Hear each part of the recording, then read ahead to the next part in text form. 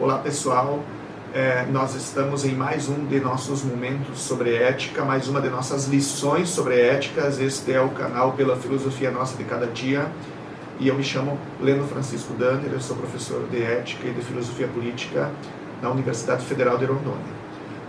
Lembrem que nós já estamos na nossa quarta lição sobre ética. Na primeira lição nós discutimos sobre o ponto fundamental, a base desde a qual a reflexividade ética e política, a questão ética, a questão política são de fato geradas, que é a correlação de socialização, subjetivação, indivíduo-comunidade, indivíduo-sociedade, ok? A segunda lição diz respeito à abertura, à indeterminação e à indefinição humanas, uma vez que nós, enquanto seres sociais, que era o objeto da primeira lição, também somos, e agora seria o objeto da segunda lição, construídos e nos construímos intersubjetivamente. Nós não nascemos prontos, bons ou maus. A biologia não define normatividade, não define comportamento moral, comportamento axiológico, ok? E muito menos perspectiva simbólica. A terceira lição diz respeito ao fato óbvio de que a pergunta moral e a postura moral demanda a exigência da consciência ou da autoconsciência, demanda a existência da consciência ou da autoconsciência, na medida em que só um sujeito que pode conhecer e conhecer-se, assumir responsabilidades, programar, projetar e agir de modo pleno em termos de autoconhecimento e de conhecimento das circunstâncias sociais, pode ser responsabilizado moralmente, ser responsabilizado judicialmente, ok? E então nós chegamos de fato à nossa quarta lição fundamental, que é totalmente correlata às três primeiras. Lembremos: primeira, socialização, subjetivação; segunda, abertura, indefinição e determinação humanas; e terceira, autoconsciência. A nossa quarta lição diz respeito exatamente à existência dos outros. Meus amigos, se já é difícil nós convivermos conosco mesmo, com as nossas múltiplas perspectivas, com os nossos múltiplos e às vezes contraditórios desejos e direcionamentos pessoais, quem dirá essa etapa fundamental, essa condição fundamental de estarmos situados em contextos antropológicos, em contextos socioculturais, normativo-institucionais, demarcados pela existência de outros sujeitos humanos. Outros, seja como uma pluralidade, obviamente, em termos de uma cultura homogênea, de noções simbólico-epistemológicas comuns, de normatividade comum, mas, acima de tudo, que era e é o nosso eixo estrutural nessa lição, a própria ideia dos outros como outras subjetividades, como outras pessoalidades que são diferentes de nós, mas ao mesmo tempo iguais. São diferentes porque têm uma personalidade própria, têm uma postura axiológica própria, em termos das escolhas, dos projetos de vida, de uma perspectiva de racionalidade relativamente a si, relativamente ao meio social, que é muito específica e que se diferencia de nós. Os outros, portanto, são os sujeitos morais com os quais nós travaremos relações, nós travaremos conflitos, nós buscaremos acordos, sínteses, travaremos novos conflitos, buscaremos novos acordos e com isso tomaremos e nos responsabilizaremos pelas nossas decisões e eles relativamente a nós, da mesma forma como, por meio dessa relacionalidade, dessa tensão, desse conflito, desse acordo, construiremos normas, práticas, acordos, símbolos em comum. Os outros, portanto, são o contexto relacional, o contexto político, moral, em termos de outras pessoas, diferentes pessoas com as quais eu, enquanto autoconsciência, enquanto consciência moral, me relacionarei conflitiva ou harmonicamente. Enfim, isso tudo vai depender exatamente do tipo de sujeito que eu sou, do tipo de sujeito moral que os outros são, dos acordos e das práticas comuns, dos valores, dos símbolos, das instituições em comum que fazem a mediação desse tipo de relacionalidade, ok? Vamos pensar aqui: homem, mulher, heterossexual, homossexual, família tradicional, família não tradicional, negro, branco, indígena, como eu estou dizendo para vocês, são todas formas de subjetivação que também tem por consequência tipos de relacionalidade, de conflitualidade, de harmonia específicos que são consentâneos, aliás, à condição sociocultural e normativo-institucional desde a qual nós, enquanto subjetividades ou enquanto coletividades, nos situamos no espaço e no tempo histórico-culturais, ok? Que também é uma outra questão importante que eu abordo para vocês em outro momento e que direta ou indiretamente já venho falando com vocês nestas 4 lições de ética, ok? Os outros, portanto, são as subjetividades, as pessoalidades totalmente singulares, embora situadas em um nível mínimo de igualdade e ao mesmo tempo demarcados e demarcadas por desigualdades, desde os quais eu me relacionarei, desde as quais eles se relacionarão comigo, ok, pessoal? Então, como eu disse, nós temos aqui efetivamente o surgimento da questão ético-política, porque se eu fosse o único sujeito vivo, o único sujeito humano efetivamente existente, e lembrando que nesse primeiro momento o único sujeito moral é efetivamente o sujeito humano, mas se eu fosse o único sujeito humano, de fato não se poderia falar em ética e filosofia política, porque elas, ou no caso na questão ética e na questão política, porque elas de fato só são possíveis onde há pelo menos 2 sujeitos em relacionalidade, em interação. Onde há apenas um sujeito humano, e por óbvio isso é fantasmagoria, não existe, ok? Não por acaso Aristóteles já dizia que só existe um sujeito isolado, independente, ou na natureza, ou em termos teológicos, porque seres humanos são sempre seres que emergem enquanto subjetividades situadas em inter-relação com outras subjetividades, com as alteridades. Portanto, seres humanos só emergem em uma coletividade, em uma intersubjetividade. E é nesse sentido, eu repito mais uma vez, que se existisse apenas um sujeito humano, talvez nem seria humano para começar, porque nós só somos humanos em termos de socialização, de intersubjetividade, de relacionalidade, mas como consequência não existiria pergunta ética, não existiria problema político, não existiria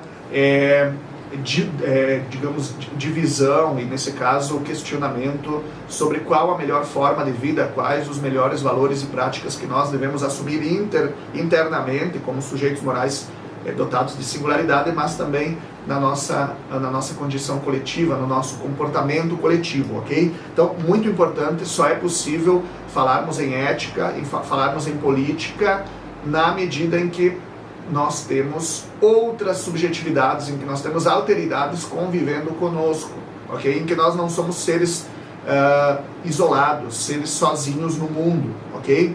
E é nesse sentido, então, que por nós estarmos convivendo com outras singularidades, e pelo fato de que tanto eu quanto estas outras singularidades, estes outros, possuem projetos de vida, possuem planos racionais, possuem perspectivas pessoais diferentes e às vezes contrapostas, tensas em relação às minhas, em relação às dos demais, reciprocamente, é por causa disso que então nós refletimos e nós nos perguntamos sobre a questão moral. Porque, para começo de conversa, o Hobbes já dizia isso de modo bastante estratégico. Se nós não temos normas e práticas reguladoras, se nós não temos instituições comuns, se nós não temos acordos comuns, nós, por consequência, viveremos uma situação de guerra permanente, ou, para usarmos termos mais contemporâneos, de insegurança jurídica e de falta de isonomia que impedem reconhecimento mínimo, que impedem igualdade mínima e, portanto, que impedem que não permitem o refreamento dos nossos interesses pessoais, às vezes buscados às custas dos interesses dos outros. Isso mostra o quê? Que os outros se compreendem como sujeitos de direitos e como sujeitos a direitos.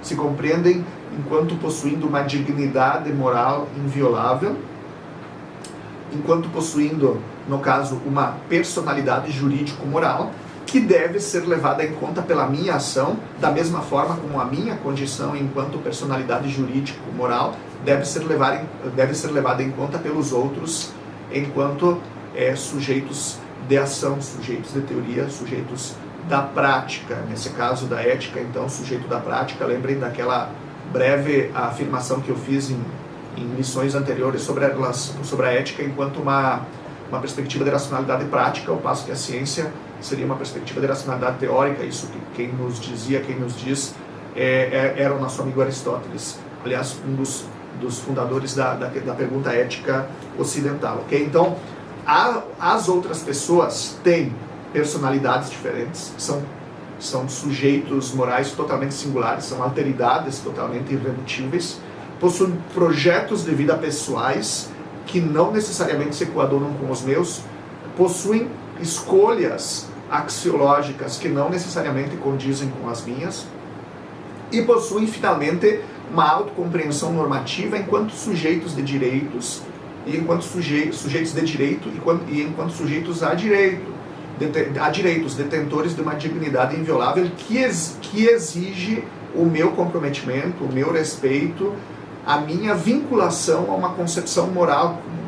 E vice-versa, ok? Então vocês vejam, é nessa descoberta dos outros, nessa relacionalidade com os outros e deles para comigo, que eu formo a minha consciência moral e ao mesmo tempo em que nós somos levados a conflitarmos, a lutarmos, ok? A construirmos acordos e sínteses para evitarmos que aqueles problemas primigênios que deram motivo a essas lutas, e às vezes lutas violentas, ok? Tanto no âmbito simbólico quanto no âmbito material, possam ser resolvidos de uma vez por todas e nós possamos, então, nós tenhamos condições de passar a um nível normativo superior, a um aprendizado moral superior.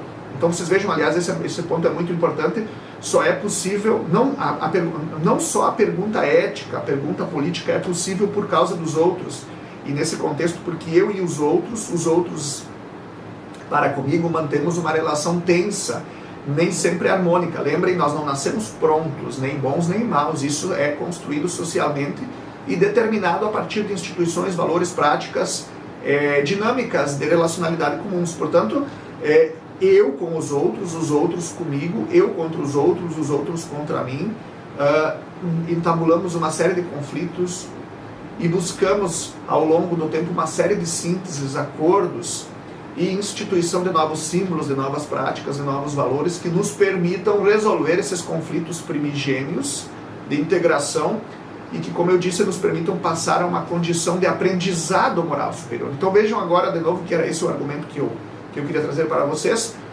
Os outros não apenas fundam a possibilidade da pergunta ética, da pergunta política, concomitantemente à minha própria condição de consciência moral, de sujeito moral, sujeito jurídico moral, autoconsciência. Eles também exigem e levam, na medida em que nós nos relacionamos conflitivamente e buscamos acordos e sínteses, a um aprendizado moral de nível superior. Okay? É por isso que nós podemos perceber aprendizados gradativos, que inclusive são institucionalizados em torno às questões morais.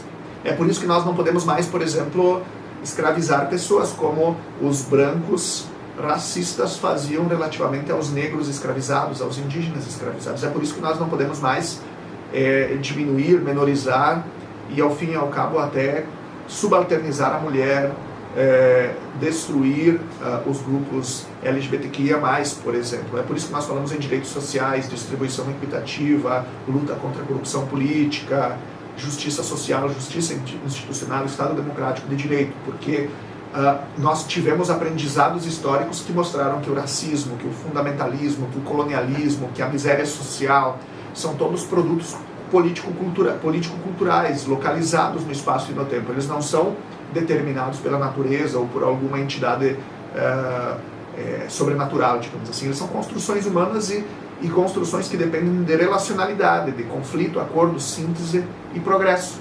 Progresso moral, no caso, progresso social, progresso cultural, progresso institucional. Ok, pessoal? Então, só se pode falar e gerar a pergunta ética e inclusive pensar em progresso moral, aprendizado moral por causa dos outros. Porque eu estou com os outros, eu estou nos outros, os outros estão em mim, eu estou entre os outros, e esse estar entre, nos outros e eles em mim, para comigo, gera conflitos que por sua vez exigem sínteses, exigem acordos, exigem novos valores, novas práticas, novos símbolos, exigem inclusive uma nova perspectiva moral para mim e para esses mesmos outros, entre nós, ok? E isso significa, como eu disse, de que a relação com os outros leva ao aprendizado e ao progresso morais que não são passíveis de regressão, muito pelo contrário, que consolidam esse aprendizado como a nova etapa evolutiva, a nova condição humana definitiva, diga-se de passagem, desde a qual nós vamos dar novos saltos evolutivos, ok? Muito obrigado, até a próxima lição.